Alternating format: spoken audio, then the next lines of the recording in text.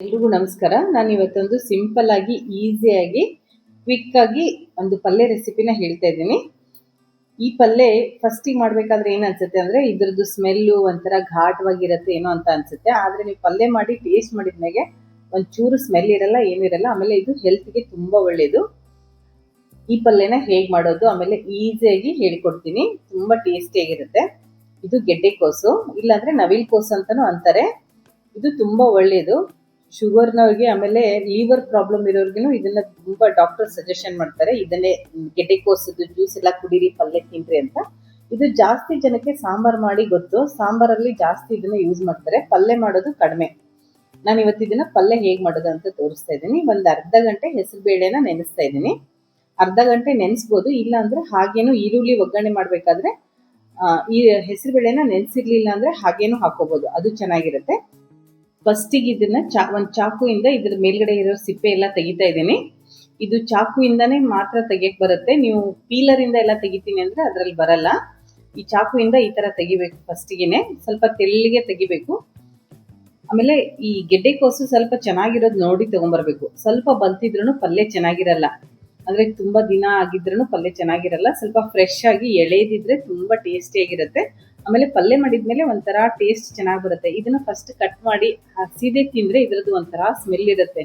ಈ ಮೂಲಂಗಿ ಘಾಟ್ ಯಾವ ತರ ಇರುತ್ತೋ ಅದೇ ತರ ಇರುತ್ತೆ. ಅದು ಯಾರಿಗೂ ಇಷ್ಟ ಆಗಲ್ಲ. ಆದ್ರೆ ಪಲ್ಯ ಮಾಡಿದ್ಮೇಲೆ ಅದೊಂಚೂರು ಸ್ಮೆಲ್ ಇರಲ್ಲ.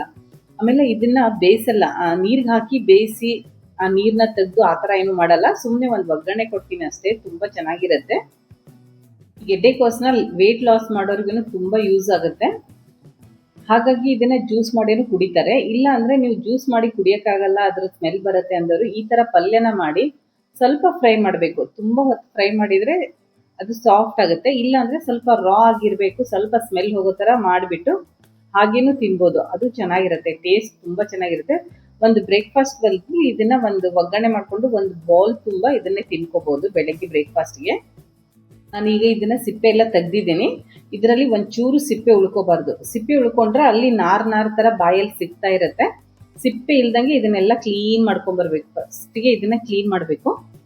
ಆಮೇಲೆ ಇದನ್ನ ಚಿಕ್ಕದಾಗಿ ಕಟ್ ಮಾಡಬೇಕು. ತುಂಬಾ ದಪ್ಪ ಕಟ್ ಮಾಡಿದ್ರು ಚೆನ್ನಾಗಿರಲ್ಲ, ಸ್ವಲ್ಪ ಬೇಗನೂ ಬೇಯಲ್ಲ. ಅದು ಚಿಕ್ಕದಾಗಿ ಕಟ್ ಮಾಡಿದ್ರೆ ಬೇಗ ಬೇಯುತ್ತೆ.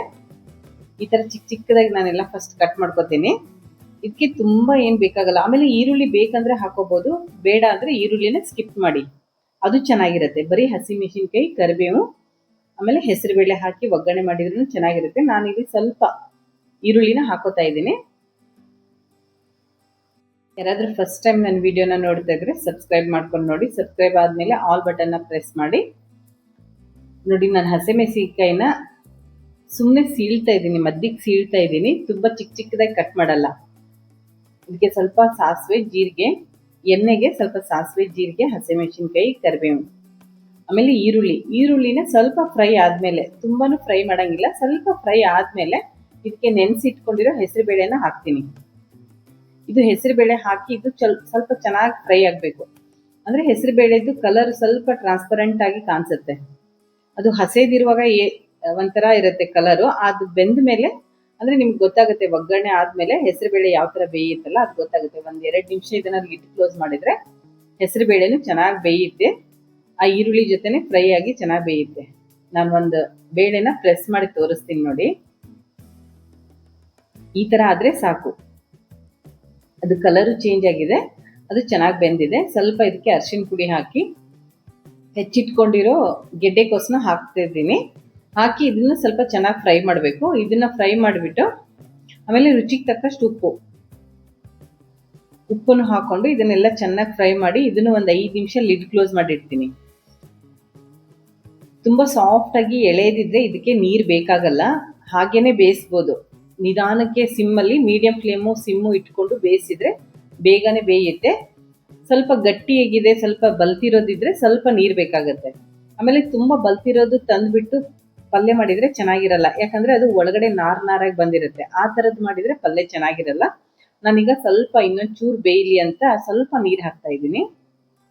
ಬಿಸಿ ನೀರನ್ನ ಹಾಕಬೇಕು, ತಣ್ಣೀರು ಹಾಕಬಾರ್ದು. ಸ್ವಲ್ಪ ನೀರನ್ನ ಕಾಯಿಸಿ ಹಾಕಬೇಕು, ಅಂದ್ರೆ ಚೆನ್ನಾಗಿರುತ್ತೆ.